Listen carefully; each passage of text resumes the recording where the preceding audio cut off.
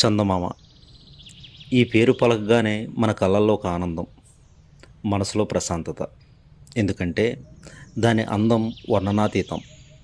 నిశీధంలో అది కురిపించే వెన్నెలకు సరైన నిర్వచనం నిఘంటువులో కూడా దొరకదేమో.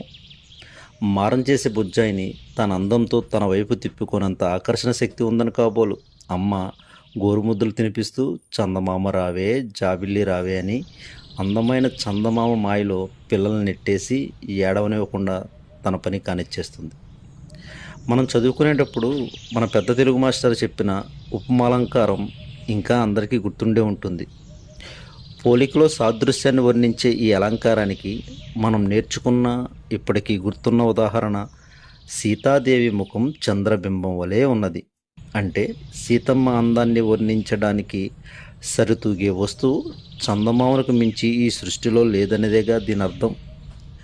అంత అందమైన చంద్రబింబాన్ని తన జటాజూటంలో ధరించిన పరమేశ్వరుణ్ణి మనం దర్శించినప్పుడు ఒక్కరు కూడా ఆ చందమామపై కళ్ళు సారించకుండా ఆ మహాదేవుని ముఖార విందంతో తన్మయత్వం చెంది ఆయన అందానికి ముగ్ధులై ఆనందడోలికల్లో తేలియాడతారు.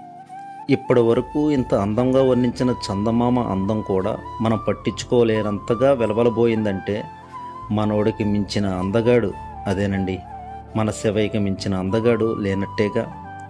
పాపం చందమామ ఈ సత్యం విని చిన్నబోయినట్టుంది. అలగమాకు మామ, నువ్వంటే కూడా మాకు ఇష్టమే. ఎందుకంటే నువ్వు కొండెక్కి బండెక్కి గోగుపూలు తీసుకురాకపోయినా మాతో గోరుముద్దలు తినిపించావుగా, అందుకు.